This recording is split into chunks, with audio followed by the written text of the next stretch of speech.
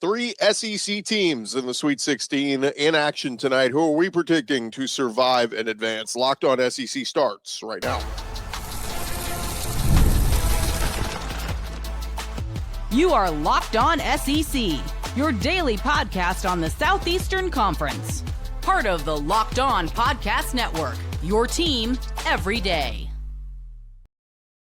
And what's up, everybody? Welcome into Locked On SEC. It's great to have you guys along. I'm Chris Gordy. Thanks for making Locked On SEC your first listen every day. Shout out to Everydayers. We're free and available wherever you get your podcasts and on YouTube, part of the Locked On Podcast Network, covering your team every day. On today's episode, we will run through the three games happening tonight and give you a little bit of an SEC perspective with some of our Locked On insiders.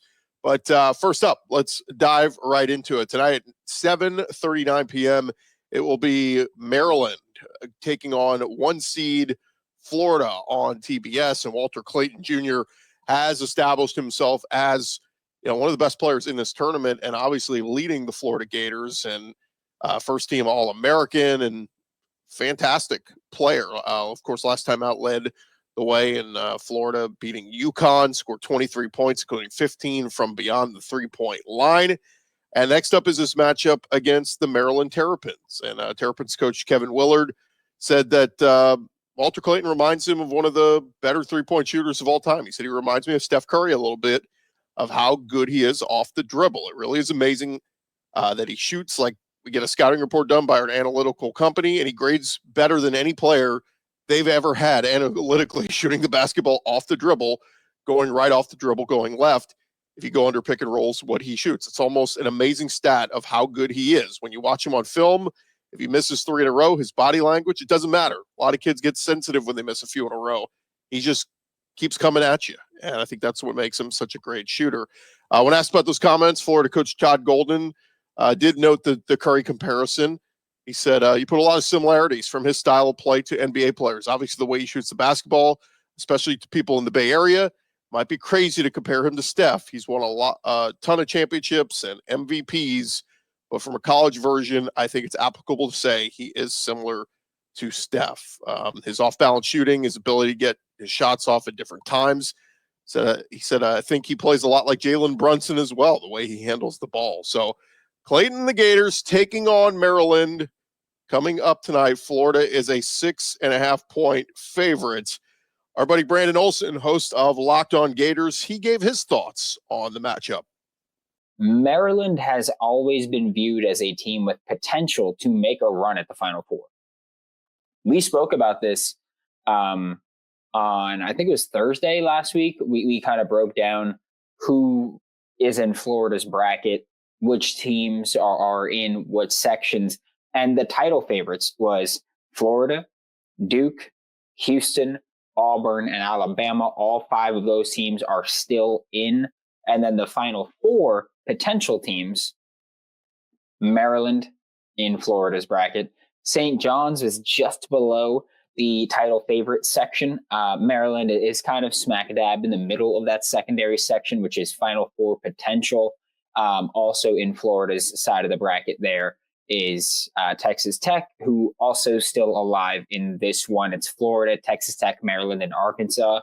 And Arkansas was looked at as a team that said, hey, hard path for these teams, but they're moving on there. So looking at Florida's bracket, you've still got Florida as title favorites, final four potential being Maryland and Texas Tech, which makes sense. They're in the Sweet 16 then. And then Arkansas viewed as a tough sledding team that's still in there. But we're going to talk about Maryland right now, and then we'll talk about the rest of the Florida Gators side of the bracket there. But I just wanted to get that out there because I don't want people to think that this is a Maryland team that nobody had faith in, or that this is a Maryland team that is on a Cinderella level run. I mean, they're still a high-ranked seed. They're still a team that is expected to be good, right? And they are a very good defensive team. That's it. Like, they're a very good defensive team. And I mentioned this yesterday. I don't want people to think that just because I'm saying they're a very good defensive team means that they're a bad offensive team, right? Feel like people often think that it's like, hey, well, if you're a really good defensive team, then you're Iowa offensively in football. then that's what that means. Because it's not what that means. Florida's a really good defensive team, right? But they can still put up points.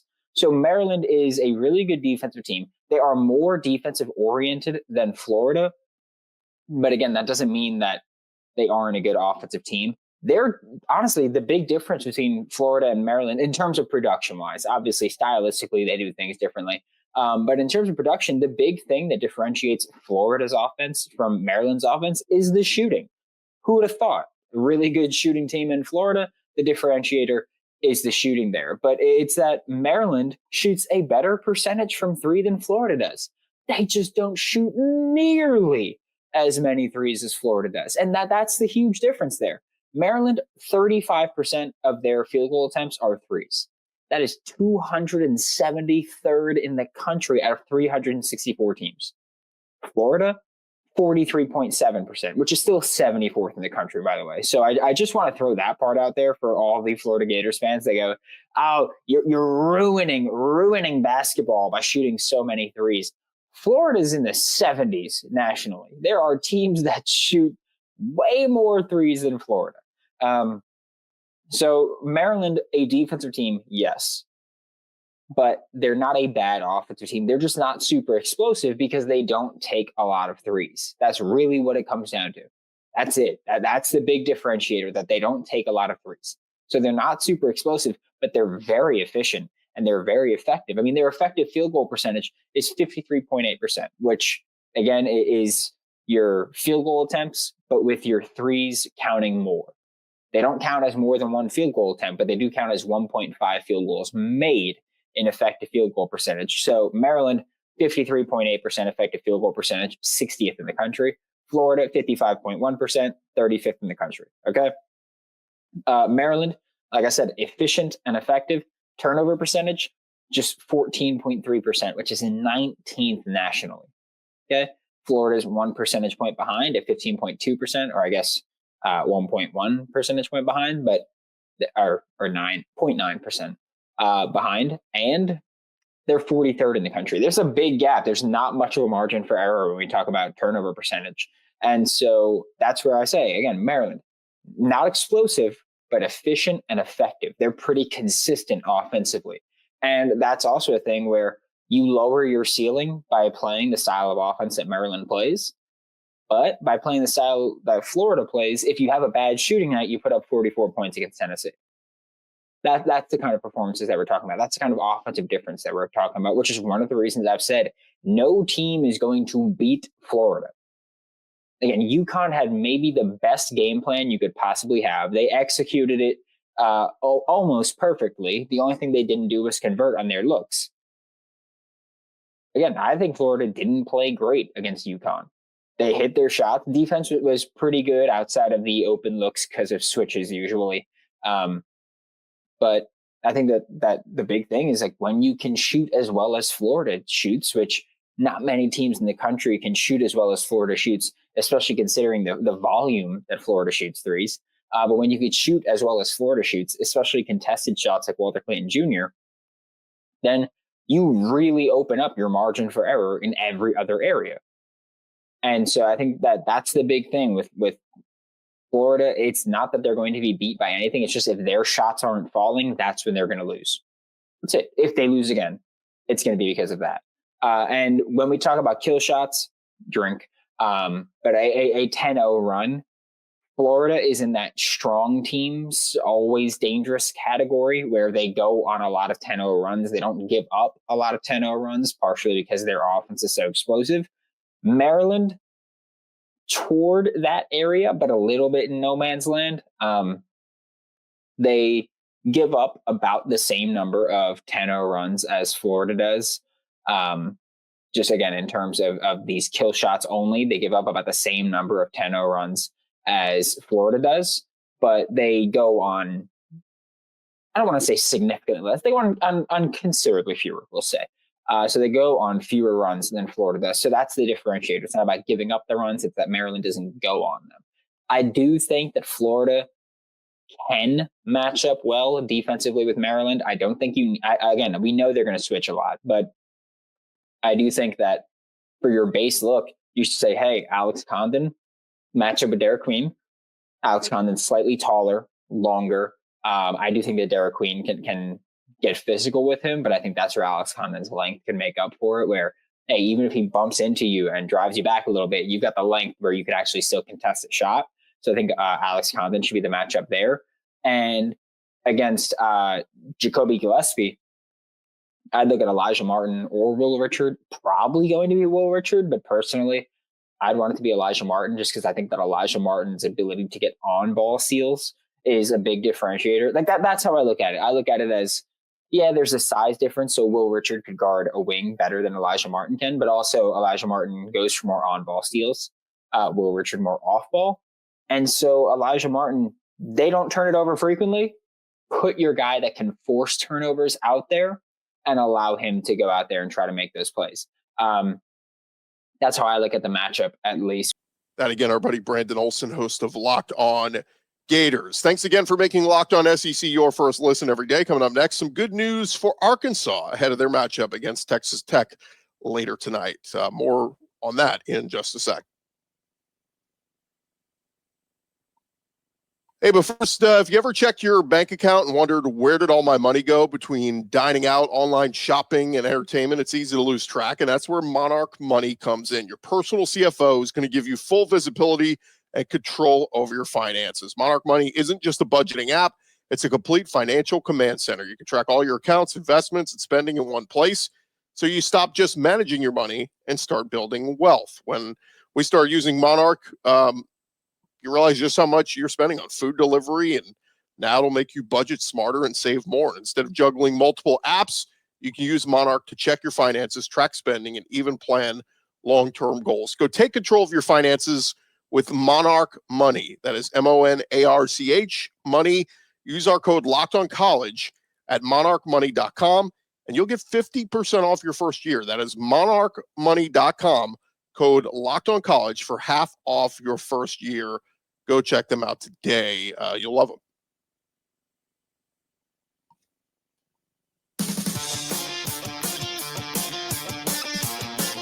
All right, continue on here, Locked On SEC. Thank you guys for making us your first listen every day. Shout out to everydayers. Keep coming back and checking us out.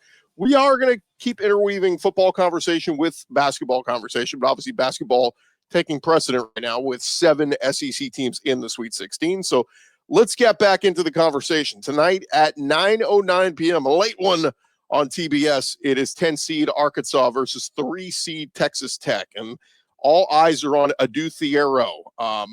Rumblings of could he be available, could he not, as they take on Texas Tech. John Calipari saying Wednesday. We'll see tomorrow. I mean, if we had 8 to 10 minutes from him in case of foul trouble, it would help, but we're fine. Thiero has been out since February 22nd with a hyperextended left knee. Now, Calipari told Pat McAfee on Tuesday that Thiero would be available.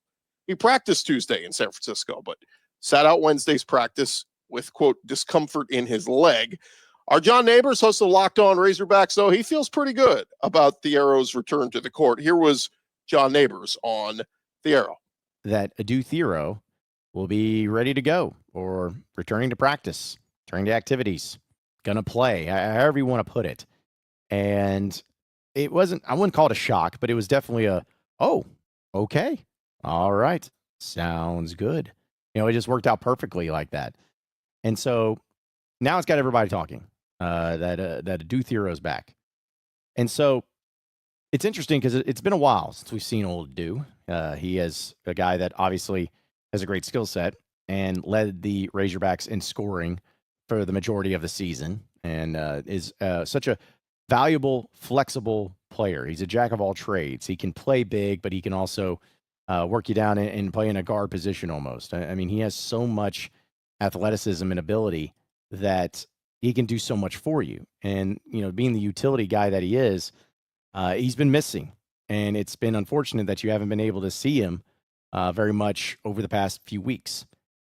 But in spite of that, Arkansas continue to win, which is also pretty great. You know, that's a good thing to have. But you're talking about nearly a month since we've seen Adou Thiero play. He played last against Missouri, that game that Arkansas won in Fayetteville, 92-85. He had 26 minutes in that game and 11 points, 5 rebounds, 4 assists, 2 steals, no turnovers. That was February 22nd. That's a long time ago. It's over a month ago. Long time since we've seen from Adou. And it's crazy to think about where Arkansas was at that point in time because it was still up in the air as far as them being a tournament team. You know, they had the nice win against Kentucky. They had the nice win against Texas at the time. They beat LSU at home, but then they played hard against A&M and Auburn. Who really cares if you're playing hard at that point? But then you beat Missouri, which was a nice win. But since that point, it just seems like it was eons ago, decades ago since we've seen Adou Thiero. And it's almost like a forgotten guy, not in a bad way, not in a negative way, but just being honest because of what the team's been able to do in his absence. They've been able to go on a run and really close out the season strong. They've been able to have some really nice wins. They've been able to go to the Sweet 16. And now, in this particular case, you're getting him back. And you can't help but continue to compare it to what we have seen or what we want to believe with a Boogie Flan, for instance. Boogie Flan returned last weekend to the lineup, and he was good. And he's been good, and I expect him to continue to be good. But there was this almost like this weird thing in the background of, how's he going to work with the chemistry? Is he going to have a problem? Is other players going to have a problem with him coming in and going to take away their minutes or whatever it may be? There was an element of that. It may have been unfair. It may have been dumb. It may have been untrue, but there were still legitimate elements of that. But it doesn't feel that way with Adou Thiero because of how much he's played this season. But also maybe because of the fact that Boogie Flan played well in his return and they're in the Sweet 16, people are kind of saying, well, if he returned and they still made the Sweet 16, having Adou Thiero is just going to make it that much better. He's just going to do nothing but help the team because that's all you want to do right now. That's all you want to have anybody do is help the team. And it gives a new boost of confidence. You know, going into this game against Texas Tech, I've been feeling good. I've been feeling confident. I'm not saying it's an easy win or anything by that stretch, but it's been making me feel pretty good about the possibilities of Arkansas moving on to the Elite Eight at least. I like the matchup, and I think Texas Tech's a really good team, especially offensively. I mean, they hit their threes like crazy. Offensively, they're good. They've had some guys injured and whatnot, but still, it's just if you take care of business against Kansas the way you did and St. John's, and when you play your best basketball, you're good enough to beat anybody. I know it's cliche to say, but it's true. You're good enough to beat anybody. And if you play a good game on Thursday against a team like Texas Tech, you will win the game. That's my confidence level. But folks, I felt that way before the news of Adou Thiero returning. I felt that way because, look, I mean, the emergence of guys like Jonas Adou and Trevin Brazil have really added a whole new element of confidence in knowing that you can be a team that can be physical, that can guard bigs, that can go up against some of the nastiest ones, and you still find success in it. I think your guard play is really good. I think everybody knows the guard play is good. I mean, right now, for crying out loud, like Nelly Davis, Boogie Flan, DJ Wagner, you know you got those guys. You know they're good. You know what you're going to get out of them. And then, you throw into the mix guys like Carter Knox and Billy Richmond, who are also very versatile. But as great as those guys are, there's just something about what Adou Thiero does and what he adds into it to where no matter who you go up against, he's either one of two things. Thiero, and again, this is any team in college basketball, he's one of two things. He's either someone that's going to help you match up a lot better against particular teams because of his size and athleticism, or he is somebody that's going to be a bad matchup for somebody else. Like, that's all he is. That's all he will be. He will be a guy that will either cause you problems as a team or slow you down as a team because of the way he plays and because of his aggressiveness and his athleticism. And so being able to have him now back for the Razorbacks, again, I was already confident. I was already feeling good. But, man, it's really hard to not think that as long as Thiero is 100% healthy, as long as he comes in and plays the way that we've all seen him before, which I know is a lot to ask since he's been out for over a month. I'm not sitting here and saying that he has to play 30, 35 minutes. But if he's playing well, then I want Cal to play him as much as possible. But I think he's good enough, and I think he's talented enough, and I think he's shown enough to where he can be that problem. And so for that, I mean, how can you not be excited about the possibilities? You already were, but how can you not be more excited? That again, John Nabors of Locked On Razorbacks. Still more to come here on Locked On SEC, part of the Locked On Podcast Network, covering your team every day. When we return, Alabama prepares for BYU, and also a quick tribute to the great Gary Danielson. That's coming your way in just a second. Hey guys, we're all about the stats because numbers don't lie. When it comes to the all-new Nissan Armada Pro 4X, the numbers are on an MVP level. With the ability to tow up to 8,500 pounds, it can quite literally carry the whole team, plus the gear, wherever you need to go. It's powered by a twin-turbo V6 engine, delivering the strength and performance to handle highways, back roads, and everything in between. And with room for up to 8 people, the Armada Pro 4X is built for big crews, big adventures, and even bigger memories. Whether you're exploring off-road trails or rolling up to the arena, the Armada Pro 4X brings power, versatility, and style wherever you go. Take your adventures to new heights in the all-new Nissan Armada Pro 4X. You can learn more at nissanusa.com. That's nissanusa.com. The NCAA Tournament is here, and so is the Bracket Breakdown. Locked On Podcast Network and Amazon Fire TV channels are teaming up to deliver NCAA tournament coverage like never before. Watch studio shows featuring former players and Locked On's local experts as they guide you through every upset, buzzer beater, and bracket matchup. Stream it all for free on Amazon Fire TV channel. Search Bracket Breakdown to see it all for free. It's your team every day.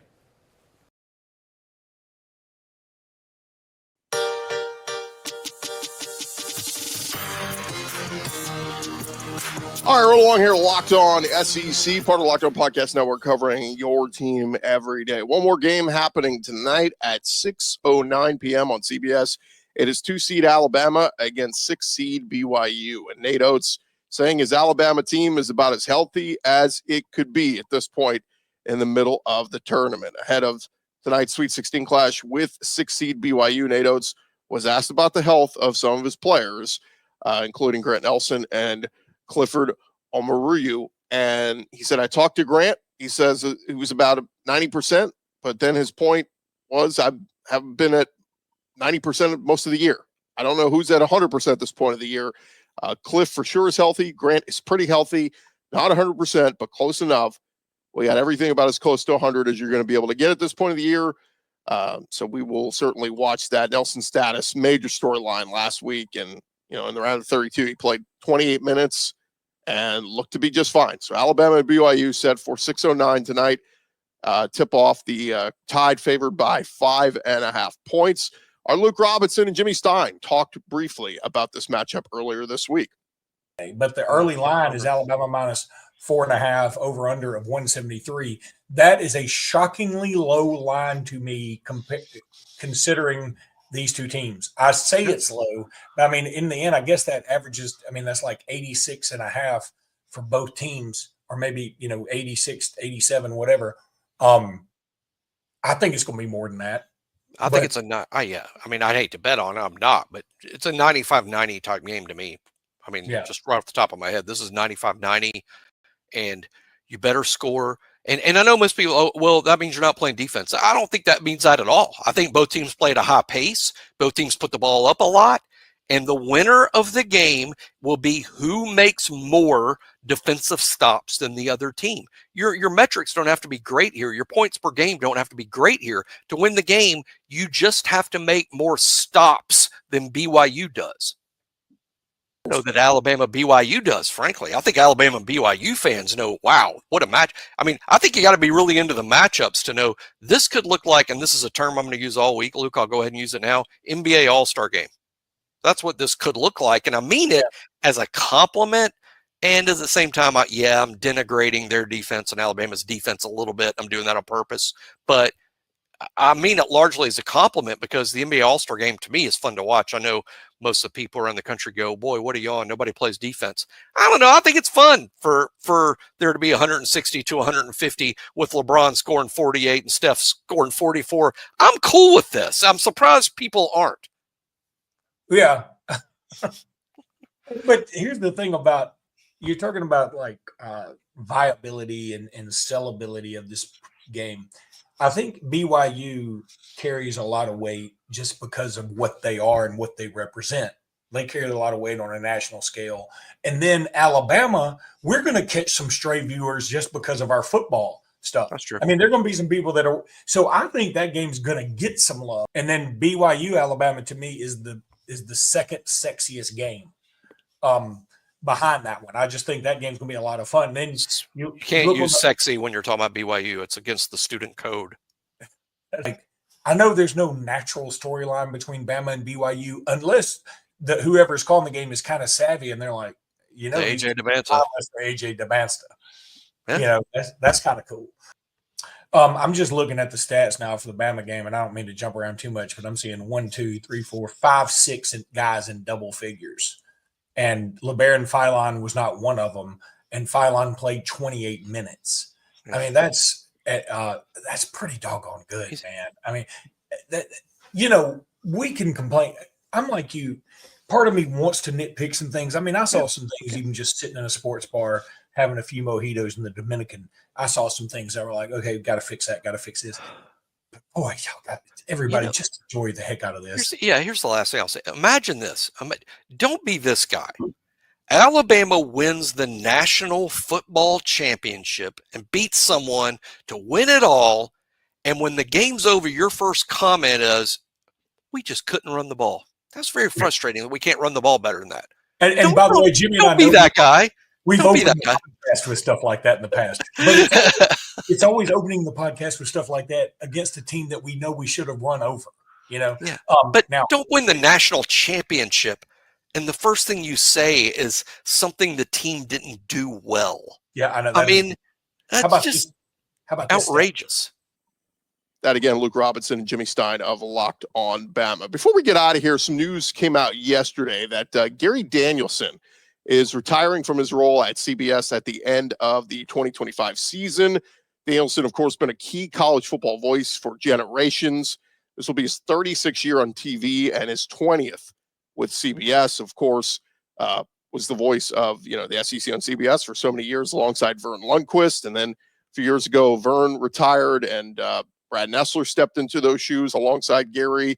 But news coming out yesterday that stepping into that role will be Charles Davis. Now, again, it's not the SEC on CBS anymore. It's, they got the contract with the Big Ten. So I don't know how much it matters to our audience very much, but I did want to, we were able to catch up with Gary Danielson a few years ago at SEC Media Days. And so I figured in honor of his retiring, just a couple of minutes we spent with him when the SEC games were still on CBS. Here was Gary Danielson. I'm very lucky. I do some personal business that I develop, and I'm really, it's funny, for the job I'm in, people don't realize, and I have to be outgoing, and I get it, but I'm a really, really private, quiet person in the off season. So now, as season approaches, I got to re-enter society again, basically, and be outgoing and be glib and be pointed and have opinions and all the stuff during the off season. I don't do any of that, and now, so I really recharge the batteries. If I went, and I respect all you guys do. If I went from doing football every day and then in the off season did radio every day, where you have to have some opinions and talk, I think I'd be burned out. But I'm really ready to go. I think and watch, and I develop storylines, and I have ideas, and then I come here and you guys, all of you guys, bring out things that I hadn't thought of. So then one idea leads to another idea. So it's a great lead. I got a great job, and what I like most about it, that's why I took this job. I left ESPN to take this job. The fan bases hold the announcers, especially me. Oh, yeah. I get a consequential game every week. Right. If no offense to anybody, but if Tennessee beats, or there's a controversy in the Tennessee Ole Miss game the last few years, all right, there's a controversy and nobody cares. Right. When there's a controversy in one of the games I do, it's a huge storyline. Oh, sure. These guys are playing for the championship. Absolutely. And an opportunity to get into the national championship. So I like that. It feels like playing. It feels like the responsibility of playing quarterback or calling plays for an NFL franchise. So I I got to do my homework. You know, I got to get ready. You don't read any of the social media or anything like that, A little right? bit. I thought there was a great tweet this year. I follow people. I don't take it personal. I don't. I really don't. Well, about 95% of people are negative on yeah, it, yeah, so, that's, you know. I don't. That's fun, and they do it, and that way they feel a way of connecting. But I did read a really good one, and I actually laughed out loud, and I saved it. You know, in the last 2 years, Vern has left, and now Allie's left. Yep. You know, and so Brad came on, and I've known Brad, and Brad did a great job, and Jamie's coming on this year, and so they make the announcement that Allie's leaving for CNN or True TV or whatever else she went. And we'll miss her, and she did a great job for us. But this guy tweets out, he goes, boy, talking about a cruel world, the last 2 years, CBS, we've lost Vern and Allie, and we're stuck with Gary. Oh, no. I thought that was pretty clever. No. That, again, the great Gary Danielson. Thank you guys for making Locked On SEC your first listen today. And for your second listen, check out the Locked On College Basketball show with Isaac Shade and Andy Patton. March is here. This will be the most informed college basketball fan throughout the madness. Find Locked On College Basketball on YouTube or wherever you listen to podcasts. I'm Chris Gordy. It's been Locked On SEC. Everybody have a great day. Best of luck to both those teams tonight. I got Florida winning. I've got Alabama winning. Arkansas, I think this is the end of the road. I think Texas Tech wins. So I'll take 2 out of 3 tonight. Look, I'll take all 3. It'd be great for Locked On SEC. But taking Florida to win over Maryland, taking Bama over BYU, we're taking Texas Tech to beat Arkansas. Don't hate it, the Arkansas fans. So that is it for the show. We'll talk to you guys tomorrow.